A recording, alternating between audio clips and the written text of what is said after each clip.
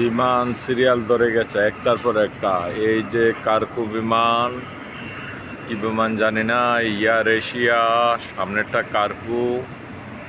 বিমানের সিরিয়াল একের পর এক যাচ্ছে আর যাচ্ছে। গাড়ি যেভাবে 10 হাত পিছনে পিছনে, এক এক বিমানের পিছনে এক একটা 10 হাত পিছনে পিছনে। অনেক বিমান, অনেক প্লেন, খুব দেখার মতো দৃশ্য, অনেক সুন্দর। এই দেখেন বিমানের সিরিয়াল কত সুন্দর।